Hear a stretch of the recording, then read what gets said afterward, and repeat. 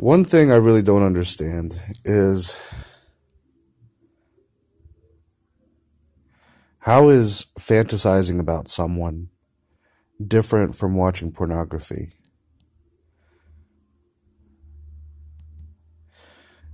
Jesus said that for 5 years he did not have sex with anybody, and I don't know if he masturbated or not, or if he just had wet dreams, because pretty much when you don't masturbate, you have wet dreams, is my understanding. But if you masturbate and it's wrong to use pornography, I mean, what do you do? If you think about someone, I don't know how it is for people. I really don't have these conversations a whole lot. I talked to one guy who said that he stopped thinking about people and stopped masturbating for like a period of 2 years. He said he didn't want to do it anymore. And I couldn't believe what I was hearing. When I first learned what masturbation was, I mean, the first time I heard about it, I didn't want to hear about it. I was like 17 and someone said, you just keep pulling on your penis, back and forward, back and forward. And I was like, that's not what it is. That's dumb. But then I would find that, sometimes I would have like the sexual funk or whatever, like I'd really have a strong desire sexually for women. And as a teenager, not knowing what masturbation was, not, feeling like anything to do with my penis was probably wrong. What I would do is I would lay down in my bed and I would become erect and I would just fantasize about women. All these different fantasies. I would imagine, I guess I'm too afraid to talk about those things. If I were to tell you about my intimate fantasies, I would probably want to just delete this video when I feel like there might be some worth to this video in other ways. So, yeah. I would just lay there and I would become erect and I'd want to do something about it. And like, I didn't know what to do necessarily, but I would almost, besides myself, I would start pulling on, the foreskin of my penis back and forth, and, it's like, oh, I really shouldn't do that. That's not good. And I'd stop myself from doing it.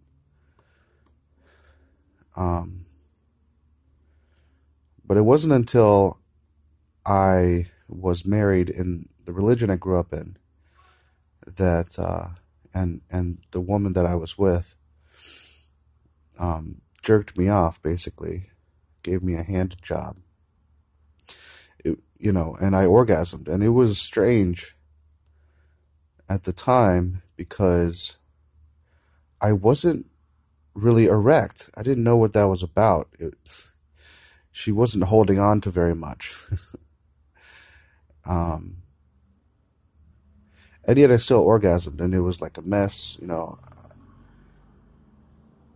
guess that's probably the first time that I orgasmed when I was awake. I was 19 and a half or something. Maybe 20. I don't think it was. I don't know. Maybe I was 20. Anyway. That's what I knew what it was. And from that point on, I would just, not exactly from that point. There was a period where I was like, should I do this? Should I not do this? I know how this works now. And it's almost like she gave me permission to do it. And it's not that she really did, but like I was allowing Like I was making that event, I think. I attracted that event. I wanted that to happen.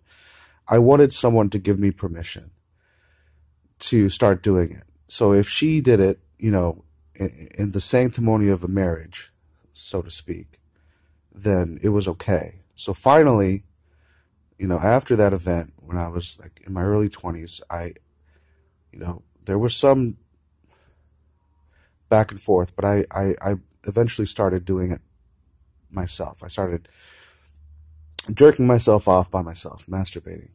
And from that point, I couldn't stop. Like, I mean, it was always, it still is to some degree, it's always kind of an internal battle. And I ask myself, is this right? I ask myself if a fantasy I'm having is right. Sometimes I go to areas in my fantasies, and I'm like, I shouldn't go there. If I masturbate a lot, does that reduce my sexual energy?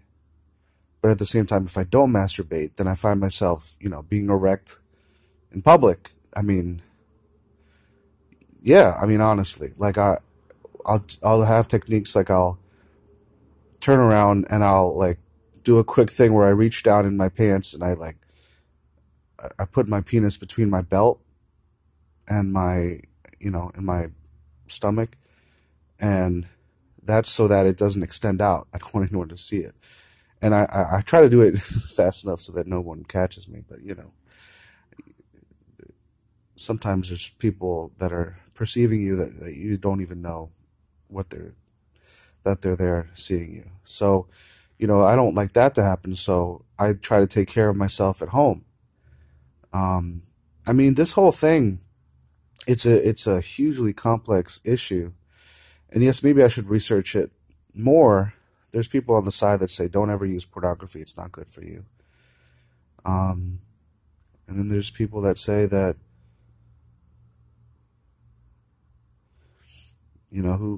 what does it matter? That's how men are. For the most part, it's men using pornography, and I don't agree with that side.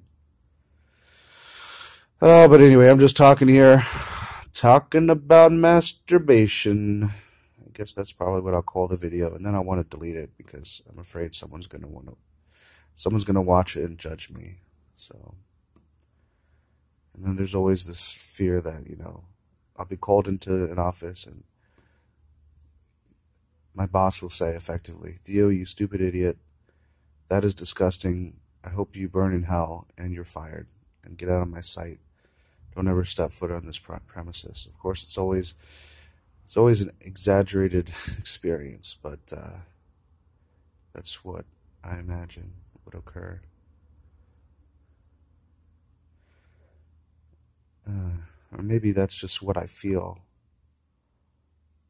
It's interesting to note feelings. I got an email from an ex-girlfriend yesterday, and I was thinking about her yesterday and the day before, and I had one of my, masturbation breaks for about 3 days. And if I don't do it for like, a short period of time, I really want to do it after that. It's like it recharges or something. The libido or whatever. But I was thinking about somebody else, and then, my ex-girlfriend emailed me, and I hadn't talked to her in quite some time, and it was interesting to note the feelings that I had, before I actually received the email from her. I don't know if she was also thinking about me at the same time. Sometimes I wonder if someone across, the planet somewhere is thinking of you, do you catch that thought? They might think of you in a certain way, and you may not catch that exact thought, but, the way you experience whatever is sent to you. It's kind of like, let's say someone does something wrong to you and says, Theo, I'm really sorry. If you're an unforgiving person, which I am sometimes, I might say, I don't feel like you're sorry. I don't see you as being sorry. I think you're faking. I think you're lying to me. I think you're not genuine. You're not sincere. Now, that might be me with my own damage, my own emotional damage and my own emotional baggage, not seeing the truth for whatever reason, for the reason of the emotional baggage. They could, in fact, be sincere and they wanted to apologize, but I might not be able to see it. And so the message that is relayed to me, like, I don't accept what is being told to me. I don't accept the veracity of it. So, someone might try and convey something to you, but can you actually, how you react to it, I guess, is what I'm saying, is really interesting to me. I mean, telepathy is an incredibly interesting thing to me, and I what can I say? I pause and think about, what am I getting right now? What is it that I am receiving right now? What is it, is this from someone else?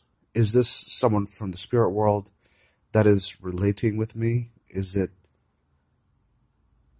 just my own internal dialogue? Is God trying to convey something to me?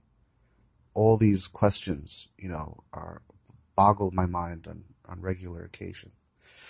So, so I wonder, does my ex-girlfriend think of me sexually? Is it merely just she cares for me? She's thinking about me. Maybe she, something about me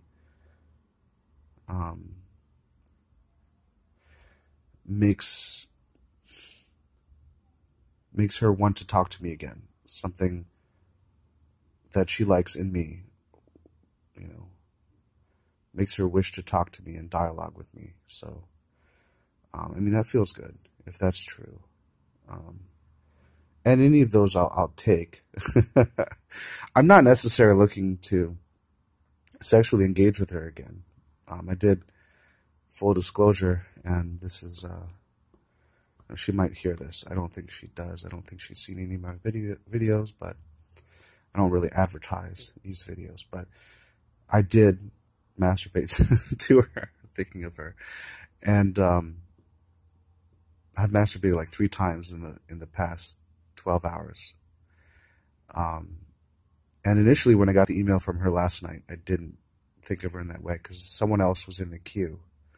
I was thinking of this other person that I really wanted to, have a fantasy of and masturbate to. And so I did that. And then later, this morning, so that was last night, and then this morning, I masturbated thinking of my ex-girlfriend. Theo, too much information. Well, that's just what it is. That's what you get here. I don't tell you everything, but yeah, I tell you a lot. And then I watched one porn video, and I didn't have a great feeling after that necessarily. But, porn videos are give and take, and they're usually quite fake anyway. But aren't my fantasies fake, Isn't that more fake in a way? But my question is, if Jesus, and I think I even asked this once in email, and I've quit trying to contact Jesus through email, and it's probably selfish ultimately to expect a response. I don't know if I do expect a response, but I know I've stopped trying. But I asked him once, what, I was asking about masturbation, but basically my question is, what do you do while you are looking for your soulmate? Do you just abstain from not just sex, but masturbation? Do you abstain from sexual fantasy? I mean, if I have a sexual fantasy, if I'm imagining being with sometimes, there's been periods where I've gone a long period of time not thinking about anyone, and what I find is that these sexual feelings, come through in a larger way when I do that. When I try to abstain, they pile up, or I don't know what it's like, a barrage. I don't know if I can't say it's a barrage because it's not from the outside. It feels like it's from the inside, and that would make sense, that it's something in my soul where my soul is like, it's like pent up energy, sexual energy. And I can't imagine what my life would be like if I did not,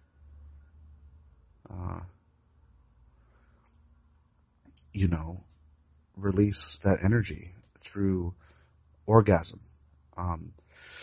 And what I think would happen is, if I didn't do it myself, if I didn't masturbate, then I would just have a wet dream.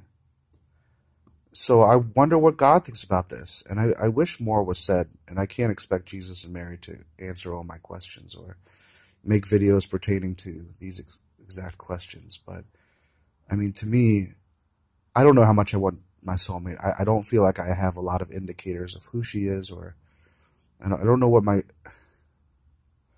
I have feelings for a multitude of women, and that suggests to me that I have some deep mommy issues, some deep, issues with women, addictions with women. That's what that would indicate for me. And in the mix of all that and trying to figure that out, and maybe I'm just going the total wrong way about this, but, in the midst of all that, I find it difficult to try and, telepathically locate my soulmate. And also, I'm not following my desires, and I'm not, actively pursuing a relationship with God. I'm very angry towards God. Just yesterday, proof positive of that is that just yesterday I thought, why don't I pray for this? Here's one thing I want, and I can pray to God about it. And I started to. Just as I said that, I was like, why the fuck would I ask you for anything, God? Why would I ask you for anything at all? I mean, you don't help me. You don't care about me.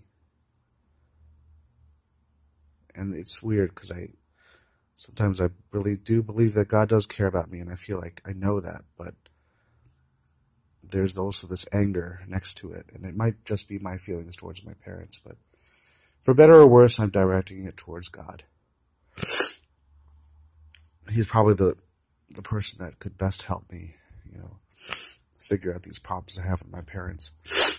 So, I'm sorry if this is not a very helpful video. I'm sorry if it's very rambly. I hope that you are finding some success and progress in your own life. Whether the soulmate idea is true or not, I mean, I like it. It's my favorite. Out of everything that I found, what you could call serial monogamy, or the idea of many soulmates is prevalent in the New Age community.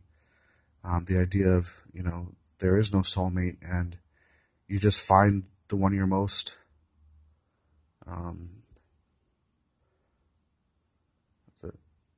you can compromise best with. I don't know what the word is, but it sounds horrible.